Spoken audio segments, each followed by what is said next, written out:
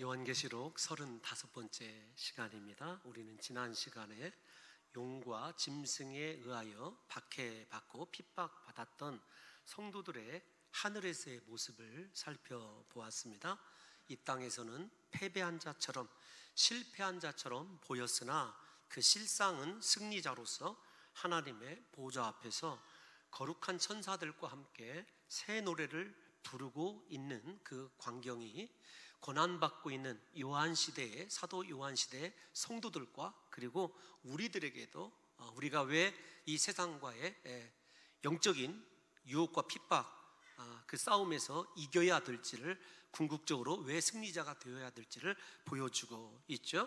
사도 요한은 이렇게 새 노래를 부를 진정한 승리자가 되기 위하여 이 땅 가운데서 우리가 어떤 삶을 살아야 되는지를 정확하게 규정해 놓았어요. 여러분, 먼저 순결한 삶, 여자로 더럽히지 아니하는 거룩하고 순결한 삶. 여자라는 말이 여러분 문자적 여자가 아니라 큰 사탄이, 짐승이 지배하는 세상이라고 하는 것은 잘 알고 있습니다. 그러니까 세상과 타협하지 않는 삶, 세상을 따라가지 않는 거룩한 삶이 얼마나 중요한지와, 두 번째로는 내가 내 마음대로 뜻을 정하고 내 뜻대로 판단하고 기준에 의하여 살아가는 것이 아니라, 여러분, 예수님이 나를 어디로 이끄시든지 인도하시든지 예수님만 따라갈 수 있는 그 삶을 살아가는 사람이 바로 또 새 노래를 부르고 하나님 나라에서 거룩한 보좌 앞에 설 수 있는 사람입니다. 또 한 가지 규정해 놓은 것은 어린 양께 속한 자, 그러니까 세상에 속한 자가 아닙니다. 예수님께 속한 자가 되어서 그 입에 거짓이 없고, 또 하나는 무엇이냐면은 우리 삶이 예수님이 요구하시는 온전함에 이른 신앙의 분량이 있는 자들이 하나님 앞에 서게 되고 새 노래를 부를 것이다, 이렇게 말씀을 드렸어요. 이 이야기를 왜 제가 다시 드리냐면, 이따가 우리가 읽은 본문 가운데 하나님을 두려워하고 그에게 영광 돌리는 삶, 하나님께 영광 돌리고 하나님을 두려워하는 삶의 실체가 무엇이냐라고 하는 것, 여러분에게 말씀드릴 때 다시 한번 의미적으로 이 말씀이 언급이 되어져요. 그래서 여러분, 우리가 정말로 그냥 입술로 세상 말세다, 말세야, 이렇게 여러분 이야기하는 것이 아니라, 진짜 이 시대가 말세라고 하는 사실을 깨닫는 사람은 징조와 어떤 표시를 좇아서 우리의 신앙적인 가치관이 흔들리는 것이 아니라 자기 자신을 돌아봅니다. 내 삶을 돌아봐서 나 정말로 하나님께 속한 자인가? 나 정말로 세상과 타협하지 아니하고 거룩한 구별된 삶을 살아가고 있는가? 나는 어디든지 예수님이 이끄시는 대로 그분이 내게 주신 사명을 쫓아서 살아가고 있는가?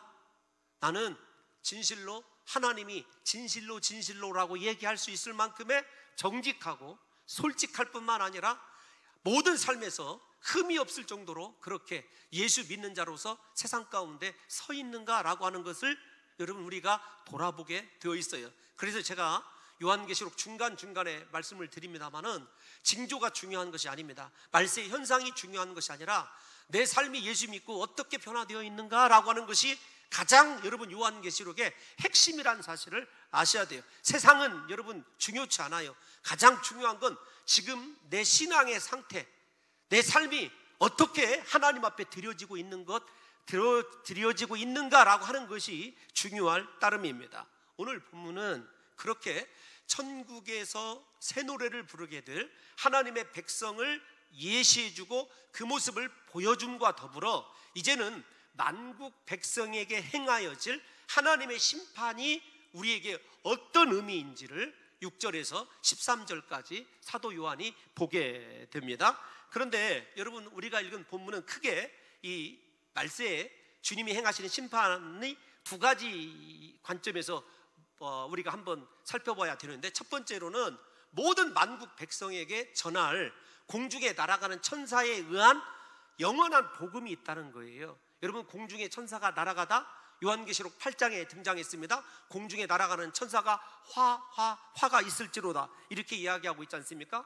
요한계시록에서 공중에 천사가 날아간다라고 하는 것은요, 일단 하나님의 심판과 진노의 배경이 드리워지고 있다, 이렇게 이해하시면 정확하리라고 보여집니다. 모든 만국 백성, 우리가 잘 아는 대로 복음을 들어야 될 자임을 계시록 12장에서도 또 13장에서도 오늘 또 이 본문에서도 우리가 알게 되는데, 그들에게 영원한 복음을 가지고 천사들이 그렇게 심판적인 배경을 여러분 뒤로 한 채 날아가고 있어요. 그 영원한 복음이 무엇이냐라고 하는 것 한 가지와, 또 하나는 여러분 임박한 총체적 파멸이 어떤 것이냐, 어떤 자들이 파멸을 받게 될 것이냐라고 하는 하나님의 심판의 기준이 있어요. 그것을 두 가지 측면에서 복음과 과연 심판은 누구를 대상으로 어떻게 진행되는가, 두 가지 말씀이 크게 여러분 우리에게 기록되어 있다고 볼 수가 있습니다. 그러면 먼저 우리가 이 본문을 시작할 때 내가 보니, 또 내가 보니라는 말이 등장하죠. 여러분들에게 계시록 12장에서 14장까지는 7번째 나팔 심판과 7 대접 심판 사이에 위치해 있는 삽입계시다, 이렇게 말씀을 드렸어요. 엄밀하게 따지면 7 대접 나팔 심판은 7 대접 심판은 7번째 나팔 심판에 속해져 있는 것이고, 그 사이에 마지막 7 대접을 하나님께서 쏟으심으로 심판을 종결하시기 이전에 이 삽입계시를 통해서 하나님께서 왜 심판을 행해야 되는지, 왜 성도는 구원받아야 되는지에 대한 정확한 근거를 제시해 주는 장이 12장에서 14장이다, 이렇게 말씀을 드린 적이 있어요. 그런데 이 12장과 14장은 어떻게 단락단락이 끊어져서 나가게 되냐면, 또 내가 보니라는 말로 그렇게 여러분 시작이 되어지고 종결이 되어집니다. 내가 보니라는 말이 몇 번 등장하냐면 12장과 14장에 6번 등장을 합니다. 그리고 이 6번 등장하는 가운데 오늘 본문은 5번째예요. 그러니까 생각해 보십시오. 항상 계시록에서 주는 6이라고 하는 숫자와 7이라는 숫자가, 여러분 또 그 숫자적인 의미도 있습니다만은, 이 시간에 이제 머지않아 한 번만 더 하나님이 경고의 메시지를 주시고 본격적인 여러분 심판이 진행될 거다, 심판이 임박해 오고 있다라고 하는 것이 오늘 본문이 가지고 있는 우리에게 주시는 어떤 영적인 뉘앙스예요. 그러면 오늘 그 공중에 날아다니는 천사가 심판을 배경으로 하고 영원한 복음을 가졌다, 이렇게 얘기합니다. 우리가 영원한 복음, 특별히 이 복음이라고 하는 단어는 계시록에 이곳에만 등장합니다. 여러분 잘 들으셔야 돼요. 이곳에만 등장한다, 이렇게 얘기를 했을 때 여러분들이 오해하실 거예요. 계시록에도 복음이란 말이 등장하고 신약 성경에서도 물론 복음이란 말이 등장을 하지만, 오늘 이 복음은 우리말 성경에서 얘기할 때 단순히 이야기하는 그리스도 예수의 십자가 구속 사건, 예수를 믿음으로 구원에 이르는 복음을 한정적으로 얘기하는 것이 아닙니다. 왜 그런가 하면 원어 성경에 보면 이 영원한 복음, 복음 앞에 정관사가 붙어 있어요. 다른 복음 앞에는 여러분, 제가 거꾸로 얘기하고 있습니다. 다른 여러분 복음, 신약 성경에서 얘기하는 여러분 복음에는, 그리스도의 구원의 은총을 얘기하는 복음에는 다 정관사가 붙어 있어요. 그런데 오늘 이 천사가 갖고 있는 복음에는 정관사가 없어요. 그 정관사가 없는 복음은 성경의 용례로 볼 때 무엇에 여러분 의미를 더 크게 두냐면 심판의 의미를 더 크게 둡니다. 앞에 있는 정관사가 붙어 있는 복음이 구원의 예수 그리스도의 십자가 은총에 더 무게를 둔다면, 정관사가 없는 복음은 하나님의 심판과 종말에 관한 여러분 의미를 더 크게 둔다는 사실을 여러분들이 이해하셔야 돼요. 그러니까 이 복음은 구원받기를 원하는 구원의 의미보다는 하나님께서 반드시 심판을 통해서, 역설적이지만 심판을 통해서 구원받을 자와 구원받지 못할 자를 완전하게 여러분 분리하는 종결적, 재판적, 이 본문을 뭐라고 얘기했냐면 사법적 하나님의 심판이다, 이렇게 이야기하거든요. 그러면 여러분들과 제가 이 영원한 복음을 갖고 있는 천사에 의해서 하나님께서 만국 백성에게 이 심판의 메시지를 들려주는 의도가 무엇이냐면 한 가지입니다. 앞에서 제가 설명을 드렸어요. 하나님을 두려워하고 하나님께 영광 돌리는 삶, 이 삶을 위해서 그렇게 지금 천사가 마지막 심판의 메시지를 정하는 거거든요. 이거 굉장히 중요한 의미입니다. 우리가 신앙생활하면서 우리도 한번 점검을 해봐야 돼요. 나는 정말로 여러분 구약 성경에서 가장 많이 강조되는 것이 어떤 거죠? 하나님을 경유하는 삶입니다. 여호와를 경유하는 것이 뭐 지혜의 근본이다부터 시작해서 여호와를 경유하는 자에게 약속된 축복들이 있어요. 그러니까 두려워하다는 말을 구약적 용어로 바꾸면 여호와를 경유하다라는 말씀인데, 여러분의 삶 속에서 정말로 하나님을 경유하고 하나님만 경배하고 있는지를 생각해 봐야 돼요. 두 번째로는 나는 모든 삶이 하나님께 영광 돌리는 하나님 위주의, 하나님 중심의 삶을 살고 있는지를 생각해 봐야 됩니다. 그러니까 여러분, 사도 요한 시대에 하나님의 심판 받을 사람들을 생각하지 마시고 내 삶을 돌아보십시오. 나는 정말로 모든 일을 신앙생활을 하든 범사에 살아가든 하나님을 두려워하고 그분을 경유하는 삶의 자세를 견지하고 있는가와, 두 번째로는 정말로 사도 바울이 그토록 외쳤던 먹든지 마시든지 무엇을 하든지 다 하나님의 영광을 위하여 하라고 한 그 말씀 그대로 나는 삶의 목적이, 내 존재의 이유가, 내가 세상에서 살아가는 목적도 오직 하나님의 영광을 위한 것인지를 생각해 보라고요. 여러분, 이 말씀을 하나님을 두려워하고 경유하는 삶은요, 앞에서 새 노래를 불렀던 천상에 있는 사람들 절대로 세상과 타협하지 않습니다. 세상에서 순결한 그리스도의 신부로 살아가게 됩니다. 그들요, 하나님을 두려워하기 때문에 예수 그리스도가 이끄시는 대로 인도함 받아서 순종하고 따라갑니다. 하나님이 내려놓으라고 하면 내려놓고요, 말씀이 멈춰서라고 하면 멈춰서고요, 말씀이 가라고 하면 가요. 왜냐하면 예수님께 속한 자이기 때문에. 예수님께 속한 자들이 거짓이 없고 흠이 없는 삶을 통해서 여러분 드러내는 것은 그 사람이 아닙니다. 하나님의 영광이죠. 나 같은 죄인에게 은혜를 주셔서 예수님 닮도록 하시고 하나님께 그렇게 영광 돌리는 인생 자체로 삼아주신 것, 그것이 하나님께서 우리에게 베푸신 가장 커다란 은혜 아닙니까? 그 사실을 통해서 세상이 하나님이 행하신 위대한 일을 여러분 찬송하게 되는 거거든요. 오늘 본문에는 사실 하나님의 영광 가운데 기저에 깔려있는 것은 창조주 하나님이시에요. 물의 근원까지 지으신. 그런데 여러분, 제가 생각할 때, 이거 제 생각입니다, 하나님께서 천지를 창조하신 그것도 영광을 받으셔야 될 마땅한 그러한 사안들이지만은 제 자신을 보게 되면 도저히 정말 인생 같지도 않고 죄악으로 가득 찬 죽을 수밖에 없는 사람을 은혜로 덮으시고 그분이 인내하는 가운데서 그분의 영광을 위한 존재로 조금씩이라도 여러분 성숙시켜가는 그 과정을 보게 되면 하나님은 영광을 받으셔야 돼요. 우리 자신을 좀 돌아보십시오. 나 같은 자가 하나님을 예배하는 거룩한 성도의 반열에 섰다? 하나님의 은혜 아니면 안 되는 일 아닙니까? 그 사실로도 우리가 하나님께 충분히 영광을 돌려야 되죠. 그러니까 이 본문을 통해서 사랑하는 성도 여러분들과 제가 강력하게 반드시 이 시간에 꼭 돌아봐야 될 것이 있어요. 내 삶의 목적이 무엇이었던가? 나는 정말로 하나님을 두려워하며 살았던가? 아니면 나는 세상과 돈과 권력을 두려워하면서 그것을 탐하며 살았고, 하나님이 혹시 나에게 은혜를 주셔도 그분께 영광 돌리기보다는 내 삶 자체, 내 능력과 내 조건과 내가 가지고 있는 지혜를 돌아보면서 스스로 내 자신에게 취해 있었는지는 아닌지를 여러분들과 제가 생각해 봐야 마지막 이 순간에 하나님께서 어쩌면 나에게 주시는 마지막 복음인지 몰라요? 회개의 기회인지 모릅니다. 그 말씀 듣고 내가 철저하게 하나님께 돌이켜서 하나님이라고 하면 두렵고 내 삶의 모든 말 한마디를 해도 정말로 하나님의 시각에서 행할 수 있고 내 인생에 뭐 공부를 하든지 농사를 하든지 모든 것이 다 하나님의 영광을 위하여 한다고 한다면 여러분, 우리 요한계시록 성공적으로 여러분 공부하고 마친 거예요. 여러분, 중요한 것은 하나님을 두려워하고 그 다음에 하나님께 영광을 돌리는 삶, 그것을 계시록 내에서는 하나님의 영광과 두려워하는 삶과 회개를 같은 의미로 놓고 있어요. 무슨 말이냐면 진실로 회개한 사람은 회개에 합당한 열매가 무엇이냐, 계시록 내에서 적어도 말씀드립니다. 회개했다, 나는 회개했어요. 그 사람은 다시는 죄를 범하지 않는 정도가 아니라 인생의 목적이 하나님을 영화롭게 하고 하나님을 두려워하는 삶을 살게 되어 있어요. 그러니까 여러분들이 이 시간에 점검해 볼 수 있어요. 나 정말로 하나님께 영광을 돌리고 하나님을 두려워하는 삶을 살고 있으면 제대로 된 회개를 한 사람입니다.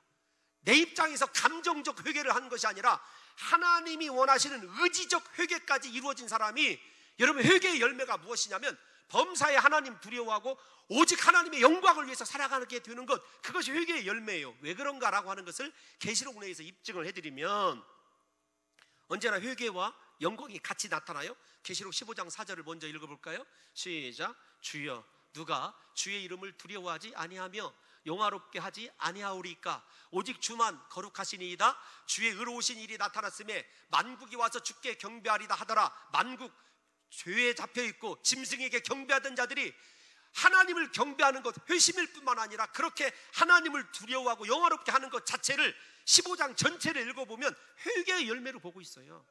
우리가 회개한다는 것, 그것은 감정적인 것이 아닙니다. 감성을 자극한 눈물이 아니라 내 삶의 모든 것이 인격과 정서와 태도까지 그리스도를 향하여 바뀌는 것을 회개라고 얘기하는 거죠. 조금 더 적극적으로 살펴볼까요? 16장 9절 한번 읽어보겠습니다. 시작. 사람들이 크게 태움에 태워진지라 이 재앙들을 행하는 권세를 가지신 하나님의 이름을 비방하며 또 회개하지 아니하고 주께 영광을 돌리지 아니하더라. 여러분, 회개와 영광이 언제나 계시록에서 같이 등장하는 것을 보게 되면 진실로 하나님을 두려워하는 삶, 하나님께 영광 돌리는 그 삶은요, 철저하게 회개한 자, 그리고 진실로 복음의 가치를 깨닫고 십자가의 능력을 체험한 사람만이 그렇게 여러분 인생의 모든 것들이 다 하나님을 향하여 하나님 중심으로 말씀 우선으로 바뀌게 된다는 것입니다. 그러면 오늘 이렇게 회개를 촉구하는 자들에게 하나님께서 심판을 언급을 하시죠. 우리가 이 심판이 어떤 것이냐라고 하는 것은 14장 8절에 나타나 있는데 우리 8절 말씀 한번 읽어볼까요? 8절 말씀 시작. 또 다른 천사 곧 둘째가 그 뒤를 따라 말하되 무너졌도다 무너졌도다 큰 성 바벨론이여 모든 나라에게 그의 음행으로 말미암아 진노의 포도주를 먹이던 자로다 하더라. 아멘. 여러분, 저희가 살펴볼 것이 음행이 무엇인지, 그 다음에 진노의 포도주, 진노의 잔 포도주가 무엇인지를 함께 더불어 살펴보려고 그래요. 저 말씀은 여러분 이사야에 있는 말씀입니다. 이사야 21장 9절을 먼저 읽어보시는 것이 도움이 될 듯 싶습니다. 시작. 보소서 쌍쌍이 오나이다 하니 그가 대답하여 이르시되 함락되었도다 함락되었도다 바벨론이여. 여러분, 무너졌도다라는 말과 함락되었다는 말이 동일한 말이에요. 그런데 중요해요. 왜 무너졌느냐, 음행이 무엇인지를 살펴볼게요. 시작. 그들이 조각한 신상들이 다 부서져 땅에 떨어졌도다 하시도다. 무엇 때문에요?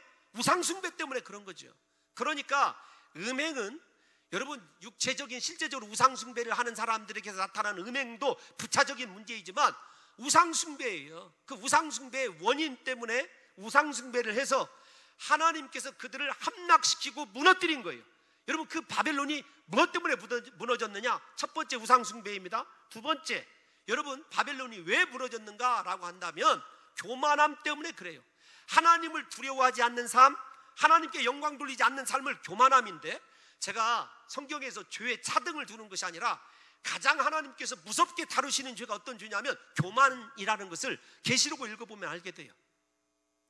대표적으로 바벨론과 교만, 우상숭배와 교만 다 연결이 되어 있거든요. 이사야, 예레미야, 다니엘 다 연결이 되어 있어요. 그러니까 교만한 사람이 자기 자신을 우상화하고 자기 자신이 우상을 만들도록 하고 뿐만 아니라 언제나 하나님을 없이 여기며 하나님의 백성을 핍박하게 되는 구조로 이루어져 있어요. 그런데 이 교만함의 극치를 이룬 사람이 누구냐면 바로 바벨론 왕 느부갓네살이거든요. 다니엘 4장 30절을 한번 읽어볼까요? 시작. 나의 왕이 말하여 이르되 이 큰 바벨론은 내가 능력과 권세로 건설하여 나의 도성으로 삼고 이것으로 내 위엄의 영광을 나타낸 것이 아니냐 하였더니, 잠깐만 띄워놔 주십시오. 요한계시록에서 얘기하는 음행의 극치가 우상숭배인데, 그 우상숭배 신상을 만드는 배경이 뭐냐면 자아도취예요. 여러분 보십시오. 나 왕이 말하여 이르되, 말씀은 원래 누가 하는 거죠? 하나님이, 여호와께서 말씀하여 이르시되, 하나님을 나로 바꾼 사람이에요.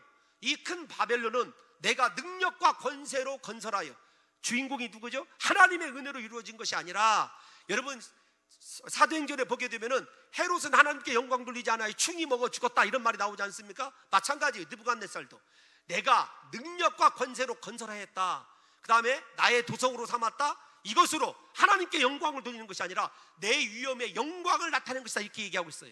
그러니까 여러분 곰곰이 생각해 보십시오. 느부갓네살 기억하지 못해도 괜찮아요. 바벨론이 무엇인지 알지 못해도 괜찮아요.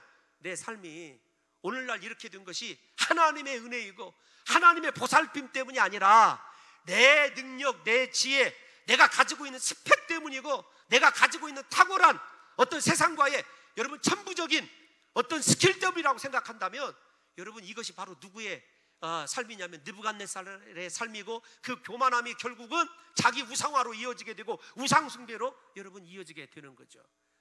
여러분 이것이 다시 강조하고 싶습니다. 요한계시록을 배우는 우리가 삶을 얼마나 하나님 앞에 겸손해야 되는가. 나의 나된 것은 진실로 하나님의 은혜라고 고백할 수 있고, 여러분들이 무언가를 조금 성취하고 이루셨다면 그 속에서 하나님 앞에 겸손히 엎드려 하나님을 두려워할 수 있는 믿음을 회복하는 것이 진정한 회개이거든요.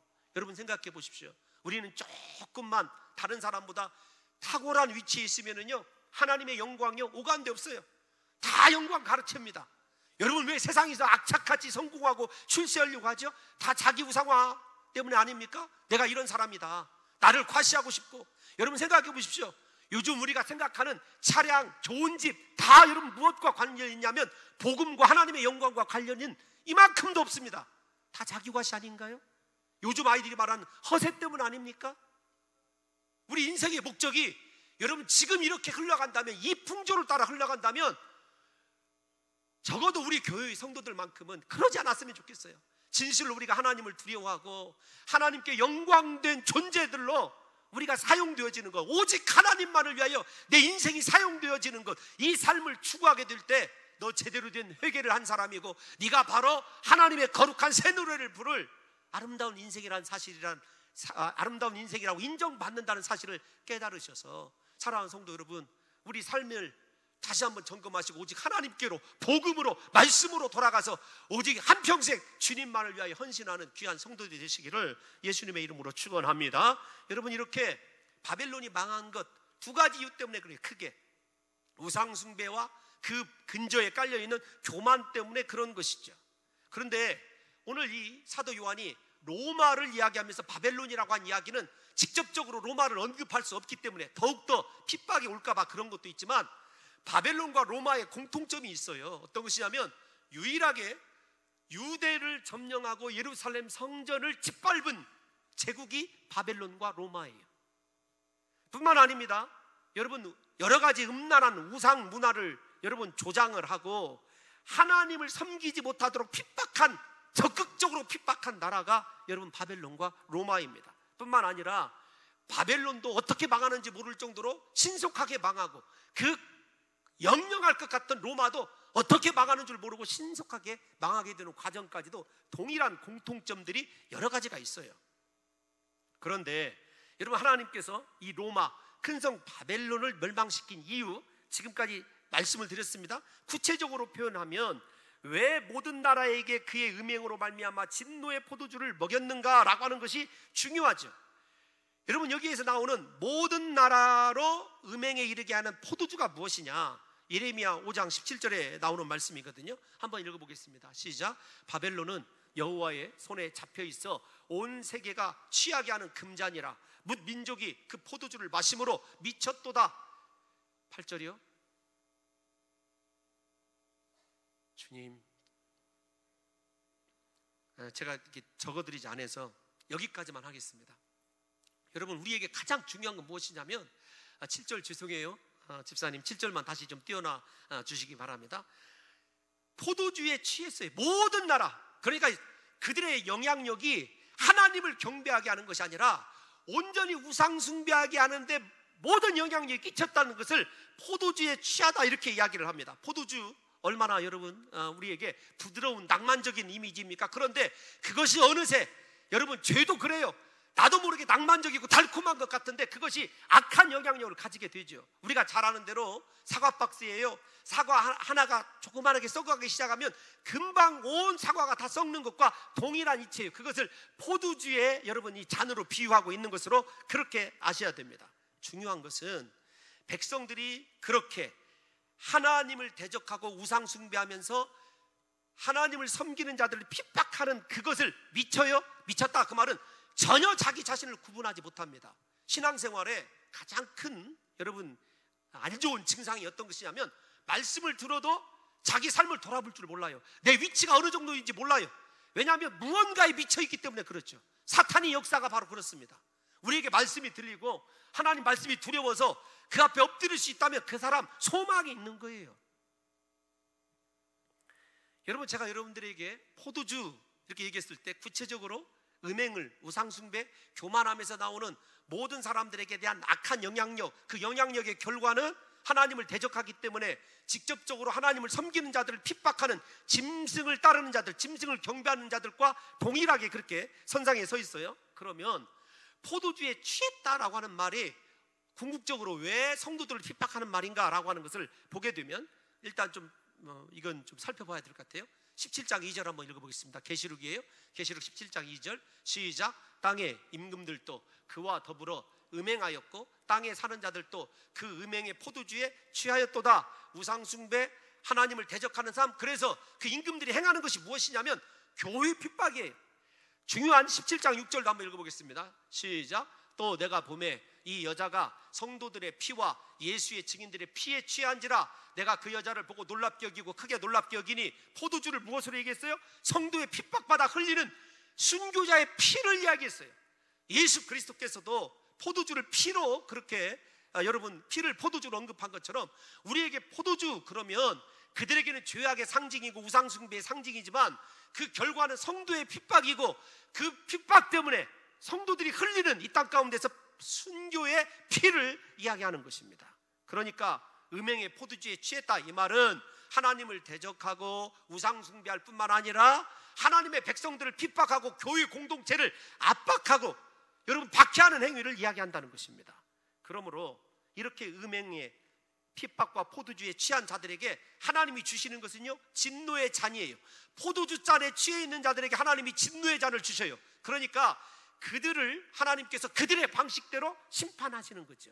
하나님이 세상의 방식으로 심판을 하셔요. 그러면 여러분 우리가 이렇게 우상을 숭배하고 교만한 자들, 그 다음에 짐승의 표를 받아서 세상과 타협하고 하나님의 교회를 핍박하는 자들에게 진노의 잔을 주신다고 그랬을 때 10절 말씀 한번 읽어볼게요. 심판적 메시지를 좀 점검합시다. 10절 시작. 그도 하나님의 진노의 포도주를 마시리니 그 진노의 잔에 섞인 것이 없이 부은 포도주라. 이 말이 중요한데 지금까지요 하나님이 긍휼을 행하셨어요. 인애 속에서. 무슨 말이냐면 진노를 행하시더라도 긍휼과 인애가 남아있었어요. 같이 섞여져 있었어요. 그런데 이번에는 하나님의 긍휼과 인애가 빠진 100% 진노에 섞인 것이 없는 포도주만 여러분 이 진노의 잔만 우리에게 공급이 되어지는 거예요.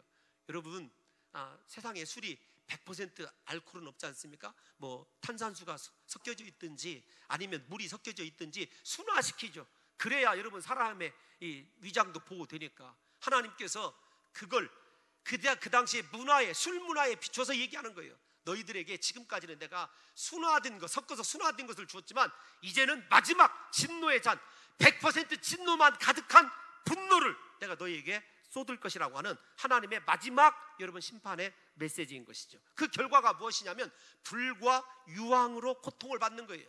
불과 유황은 성경에서 전부가 다 심판적 여러분 행위 때문에 일어나는 고통을 얘기합니다. 우리에게 불과 유황 이렇게 얘기했을 때 지옥을 상상할 때 불과 유황으로 상상하는 경우가 많아요. 그런데 저는 불과 유황은 그 당시에 최고의 고통을 표현할 수 있는 언어가 그거밖에 없어요. 오늘날로 얘기하면 우리 인생의 고통을 최고로 표현할 수 있는 언어가 무엇인지를 제가 찾아보지는 못했지만 여러분 불과 단순히 유황으로 지옥이 이루어져 있는 것이 아니라 인생이 상상할 수 없는 최고의 고통이 여러분 예비되어 있다는 사실을 아셔야 됩니다. 특별히 그러면 왜 불과 유황으로 그렇게 짐승의 표를 받은 자들 혹은 우상을 숭배하며 교만하고 교회를 핍박하고 대적하는 자들을 하나님이 심판하시겠다고 하는가 하면 여러분 이 말씀이 우리가 지금 읽은 이 10절에서 11절 말씀이 어디에 등장하냐면 이사야 34장 9절에서 10절입니다. 평범하지만 중요해요. 한번 읽어볼까요? 시작. 다시요 어느 나라에 대해서 한 이야기인지를 정확히 아셔야 됩니다. 시작. 에돔의 시내들은 변하여 역청이 되고 그 티끌은 유황이 되고 그 땅은 불붙는 역청이 되며 10절이요 낮에나 밤에나 꺼지지 아니하고 그 연기가 끊임없이 떠오를 것이며 세세에 황무하여 그리로 지나갈 자가 영영이 없겠고 아멘. 지금 우리가 읽은 여러분들이 이 말씀이 이해가 안 가신다면 어디를 읽어보시냐면 10절과 11절 오늘 본문을 다시 읽어봅시다. 10절과 11절 시작. 그도 하나님의 진노의 포도주를 마시리니 그 진노의 잔에 섞인 것이 없이 부은 포도주라. 거룩한 천사들 앞과 어린 양 앞에서 불과 유황으로 고난을 받으리니 그 고난의 연기가 세세토록 올라가리로다. 그 짐승과 그의 우상에게 경배하고 그의 이름표를 받는 자는 누구든지 밤낮 쉼을 얻지 못하리라 하더라. 이사야에 있는 말씀과 동일하지 않습니까? 그런데 제가 여러분들에게 에돔이라고 하는 나라를 기억하라고 이렇게 말씀을 드렸어요. 이게 여러분 키포인트거든요. 에돔이 누구의 후손들이죠? 에서의 후손들입니다. 에서가 하나님 앞에 어떤 죄를 저질렀죠? 장자였어요. 실질적인 축복을 받을 사람이었어요. 그런데 세상이 아닌 육신 때문에 팥죽 한 그릇에 장자의 명분을 팔았어요. 두 번째, 에서는요 하나님 앞에 나름대로 보호의 의미를 받았지만 자기의 칼을 의지하고 살아가는 자가 됐어요. 하나님 의지하지 않고 자기의 칼, 그것이 칼이 꼭 무기를 얘기하는 것이 아니라 인생의 능력, 자아 도취, 자기에게 주어진 힘을 의지하고 살아가게 되어 있습니다. 원래 누구를 의지하고 살아가야 될 사람이었는데요, 장자로서 하나님 의지하고 하나님만 섬기며 살아가야 될 자가 팥죽 한 그릇에 그 장자의 명분을 팔아버리고 세상을 의지하며 살아가는 자로 저주받은 거죠. 여러분, 이 말씀을 우리에게로 가져와 보십시오. 우리 예수 그리스도의 십자가 보혈로 구속받아서 하나님의 영광을 위하여 하나님께서 택하여 주셨어요. 거룩한 예배자로 세워주셨습니다. 그런데 우리의 삶이요 정말로 하나님이 주신 장자의 명분, 그리스도의 자녀라고 하는 하나님의 영광을 위하여 살아가야 된다고 하는 그런 목적을 가지고 하나님을 위해서 살아가는 것이 아니라 하나님께서 주시는 은혜와 지혜와 능력마저도 세상에서 나를 위하여 오직 한평생 나를 위해서 여러분 사용하고 있는 에서의 모습이 그렇게 심판으로 이어지는 것처럼 우리의 모습이 그런 건 아닌지요. 여러분, 다시 돌아와야 됩니다. 여러분들에게 세상에서 성공하지 말아라 그런 얘기가 아니에요. 성공의 이유가 하나님이어야 되고 성공의 목적이 복음이어야 돼요. 그렇지 않고 에서처럼 하나님이 주신 직분과 사명 다 망각하고 세상에 나가서 일순간의 안락과 일순간의 성공 때문에 신앙 팔아먹고 내게 주신 사명 팔아먹고 나 하고 싶은 대로 살아가는 그 삶, 그것이 바로 영영한 불과 유황에 처하게 될 에돔 족속에게 내린 하나님의 형벌이라고 한다면 나는 과연 에서 같은 신앙생활을 하고 있는지, 아니면 하나님이 주신 언약, 하나님의 백성, 하나님의 거룩한 뜻을 이루는 사명을 가지고 살아가는 삶이 너무도 귀해서 야곱처럼이라도 지독스리만큼 하나님을 구하고 그렇게 그의 은혜 안에서 살아가는 삶을 살아가고 있는 사람인지를 이 말씀을 통해서 확실하고 분명하게 오늘 정립하지 않으면 우리 요한계시록 헛것을 공부하고 있는 거예요. 여러분, 이들은 밤낮 쉼을 얻지 못하고 고통받게 될 것입니다. 그러나 하나님을 섬기는 하나님의 백성들은요 영원한 쉼을 가지고 그분 앞에서 새 노래를 부르고 하나님이 주시는 놀라운 은혜를 받게 되죠. 여러분, 진정한 하나님의 백성들에게 필요한 것은요 복음을 지키고 말씀대로 살기 위한 인내예요. 이 인내는 여러분 무엇과 동일한 언어로 요한계시록에서 쓰이냐면 믿음과 동일한 언어로 쓰입니다. 그러니까 인내가 단순히 참아내는 과정을 말하는 것이 아니라 믿음을 통해서 세상과 짐승과 타협을 거절하고 어떤 고난이라도 받아들일 수 있는 능력, 이것을 믿음과 인내라고 얘기해요. 그러니까 무슨 고난이 와도 예수 팔아먹지 않고 어떤 세상에 유혹이 있어도 신앙 지키는 사람, 그것이 믿음과 인내의 삶이에요. 뿐만 아니라 진정한 믿음의 사람은요 이 시대를 분별할 수 있는 지혜가 있어서 하나님이 우리에게 무엇을 요구하시는지를 깨달아 하나님 소원을 이루어드린 삶을 살아가게 되는 것, 그것을 성경에서 계시록에서 믿음과 인내라고 얘기하고 있습니다.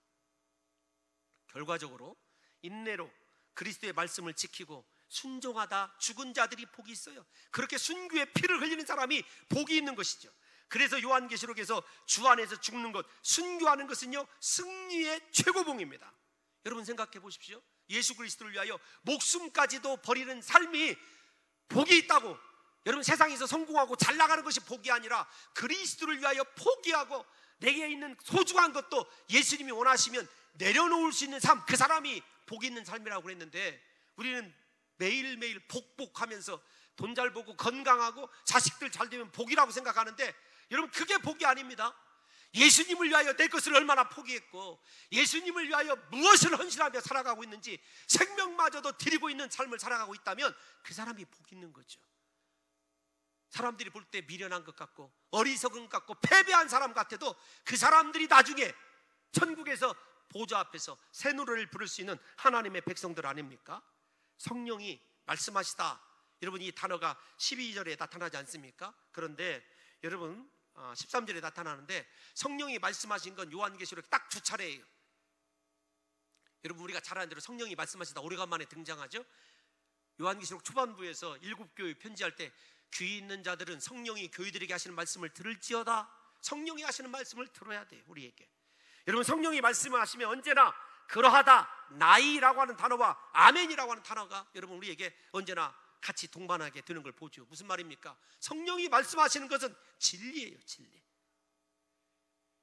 특별히 성령께서 우리에게 수고, 여러분 어려움, 이 단어를 주십니다. 예수 믿는데 수고가 있어야 돼요. 그런데 그 수고를 그칠 때가 옵니다. 그날에 우리가 정말로 하나님 앞에서 충성된 증인인지 아닌지를 알 수가 있거든요. 그래서 여러분 이 말씀을 조금 더 설명을 해드리면 이런 거예요. 우리가 이 세상 살아가는 동안에 겪는 고난이나 그리스도를 위한 문제, 그리고 어려움을 수고라는 말에 여러분 우리가 다 함축해야 돼요. 나는 주를 위해서 수고하고 있는 사람인지를 생각해 봐야 됩니다. 나는 주님을 위해서 어떤 고난을 받고 있는지 여러분 생각해 보라고요. 지금 이후로부터 하나님의 참 백성은요, 박해 아래서 참고 견디는 인내와 수고를 다하는 삶을 살아요. 그리스도를 위하여 무언가를 포기하는 아픔과 고통을 겪는 수고를 하며 살아가는 사람이 진정한 그리스도인이죠. 여러분 계시록 2장에서 등장하는 에베소 교회는 그 수고와 인내로 칭찬을 받았습니다. 왜냐하면 에베소 교회는 주를 섬기는데 게으르지 않았기 때문에 그래요. 오늘날 우리는 주님을 섬기는데 게으른지 여러분 부지런한지 한번 생각해 보십시오. 정말로 그리스도를 위하여 수고하고 인내하는, 그리스도 때문에 내 것을 포기하는 아픔과 고통까지도 사랑하고 기꺼이 순교자의 반열에 서고 있는 신실한 믿음의 삶을 살아가고 있는지, 아니면 수고와 인내와 고통 대신에 안일함과 편안함을 추구하면서 그것이 영적으로 마비되어 있고 죽어 있는 건지, 죽어 있음에도 불구하고 내 자신을 죽어 있으나 살아 있다고 생각하는 착각을 하는 사대교회처럼 살아가는 성도는 아닌지 우리가 생각해 봐야 됩니다. 무엇보다도 중요한 건 13절 한번 다 왔습니다. 30주면 끝납니다. 13절 한번 읽어보겠습니다. 시작.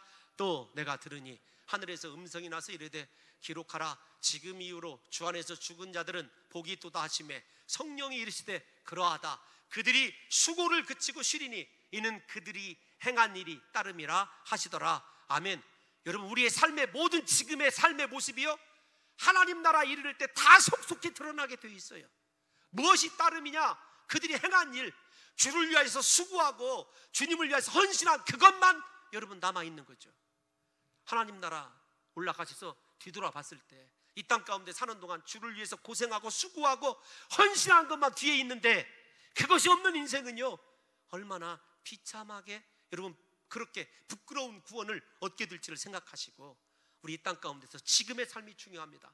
오직 그리스도 예수를 위하여 하나님을 경유하고 진실로 그분의 영광을 위하여 이 땅 가운데서 영적으로 하나님이 원하시는 수고의 분량을 감당하시면서 남은 생에 진실한 그리스도의 거룩한 신부로서 하나님께만 영광 돌리는 위대한 인생을 살아가시기를 예수님의 이름으로 축원합니다.